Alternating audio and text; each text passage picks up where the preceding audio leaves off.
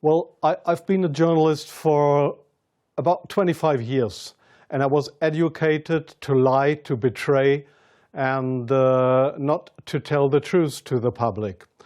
But seeing right now, within the last months, how far how the German and American media tries to bring war to the people in Europe, to bring war to Russia.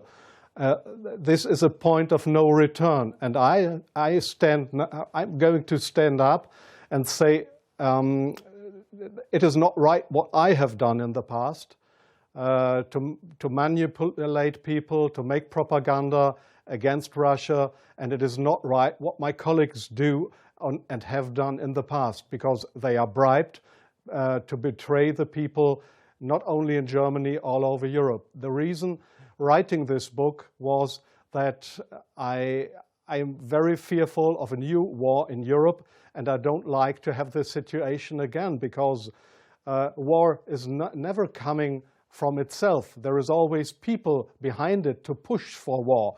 And this is not only politicians, this is journalists too. And I just have written in the book how we have betrayed in the past our readers just to push for war, and because I don't want this anymore. I'm fed up with this propaganda. We live in a banana republic and not in a democratic country where we have press freedom, where we have human rights.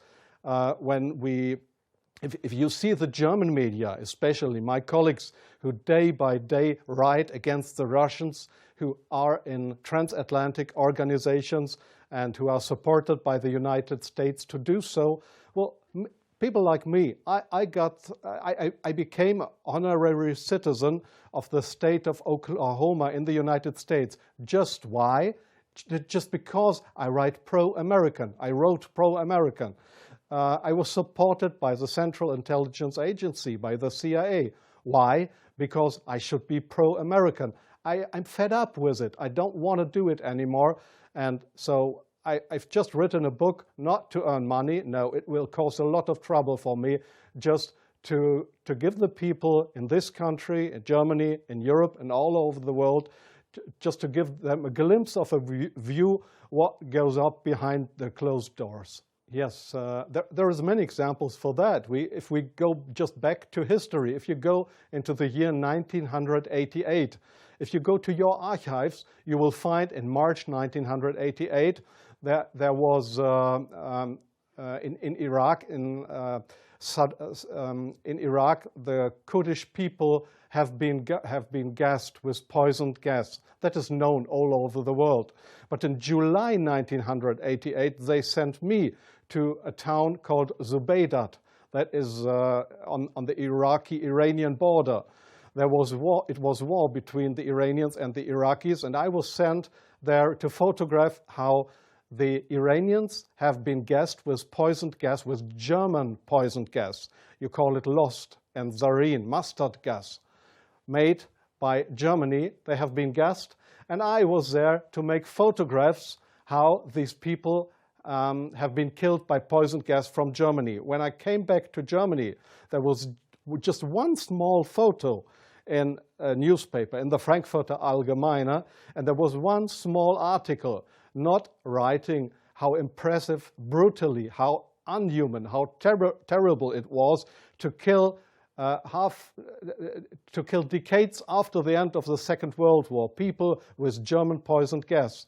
So this was a situation I feel misused for having been there and just to give a documentary what has been done, but not being allowed to cry out to the world what we have done behind closed doors. Up to today, it's not well known in the public that with German public gas, there have been hundreds or thousands of people gassed in this city of Zubeidat. Now, you ask, what have I done for intelligence agencies? So please see, most of the journalists you see in foreign countries, they claim to be journalists, and they might be journalists, European or American journalists, but many of them, like me in the past, are so-called non-official cover. That's what the Americans call that. I have been a non-official cover. Non-official cover means what? It means you too work for an intelligence agency. You help them if they want you to help them, but they will never, when you are locked, or when they find out that you are not only a journalist but a spy too, they will never say, "Oh, this was one of our guys." They will not know you. That means non-official cover. So I have helped them in several situations, and I feel ashamed for that too now. Like I feel ashamed that I have worked for a very recommended newspaper like the Frankfurter Allgemeine, because I was bribed by billionaires, I was bribed by the Americans not to report exactly the truth, but I just imagined in my car while I was driving to this interview, I just tried to work out in my brain what would have happened if I would have written a pro-Russian article in the Frankfurter Allgemeine. Well, I don't know what would have happened, but we were all educated to write pro-European, pro-American, but please, not pro-Russian. So I'm very sorry for that, but this is not what I understand for democracy and for press freedom. I'm very sorry for that. Well, yes, I understand your question very well. Germany is still a kind of a colony of the United States. You see that in many points, like the majority of the Germans don't want to have nukes in our country, but we still have American nukes. So we are still a kind of a colony of the Americans. And being a colony, it is very easy to approach young journalists through what is very important here is transatlantic organizations. All journalists from really respected and recommended big German newspapers, magazines, radio stations, TV stations, they are all members or guests of those big transatlantic organizations. And there, in these transatlantic organizations, you are approached to be pro-American, and there is nobody coming to you and saying, well, we are the Central Intelligence Agency, would you like to work for us? No, this is not the case how it happens. What they do, these transatlantic organizations, is they invite you for seeing the United States. They pay for that, they pay all your expenses and everything. So you are bribed, you get more and more corrupt, because they make you good contacts. You won't know that those good contacts are, let's say, non-official covers, or officially people working for Central Intelligence Agency or other American agencies. So you make friends. You think they are friends, and you cooperate with them. They ask you, well, could you do me this favor? Could you do me that favor? And so your brain more and more is brainwashed through these guys. And your question was, is this only the case with German journalists? No, I think it is especially the case with British journalists, because they have a much closer relationship. It is especially the case with Israelis, of course, with French journalists for a part, not that big as with German or with British journalists. It is the case for Australian journalists, for journalists from New Zealand, from Taiwan, well, there is many countries in the Arab world, like Jordan, for example, like Oman, the Sultanate of Oman. There is many countries where this happens, where you find people to claim they are respected journalists, but if you look behind them, you'll find they are puppets on a string of the Central Intelligence Agency. I'm sorry in interrupting you. I'll give you one example. Sometimes the intelligence agencies, they come to your office and want you to write an article. I give you an example not from strange other journalists, from me myself. I've just forgotten the year.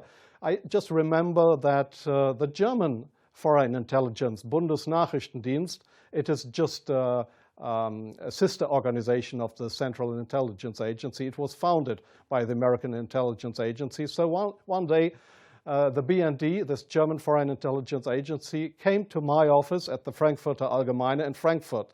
And they wanted me to write an article about Libya and about Colonel Muammar Gaddafi. I had absolutely no secret informations regarding Colonel Muammar Gaddafi and Libya. But they gave me all these secret informations, and they just wanted me to write, to sign the article with my name. I did that, but it was an article that was published in the Frankfurter Allgemeine that originally came from the Bundesnachrichtendienst, from the German Foreign Intelligence Agency. So do you really think that this is journalism, intelligence agencies writing articles? Oh yes, that article, I have reprinted it partly in my book. That article was how Libya and Colonel Muammar Gaddafi, how he secretly tried to build a poison gas factory, I think in Rabta was the name, yeah. And I got all those informations. It was a story that was printed worldwide 2 days later. But I had no information on that. It was the intelligence agency that wanted me to write this article. So, but this is not the way journalism should work, that intelligence agencies, that they decide what is printed and what not. If I say no, I give you an example from a very good example if you say no. Well, we have a rescue unit in Germany with helicopters for traffic accidents. It's called, they call themselves the Yellow Angels. There was one guy who didn't want to cooperate. He was a pilot of the helicopter service of the Yellow Angels in Germany. This guy said no to the Foreign Intelligence Service, Bundesnachrichtendienst, when they approached him and wanted him as a non-official cover to work for the German Foreign Intelligence Agency, just to pretend to be somebody from the Yellow Angels. So what happened was that he lost his job. And the court in Germany, the judge decided that they were right because such a guy could not be trusted. He was kicked off his job because he didn't cooperate with the Foreign Intelligence Service. So I knew what would happen if I would not cooperate with intelligence services. Well, I have had, let me say, 6 times my house was house searched because I was accused by the public prosecutor, the German public prosecutor.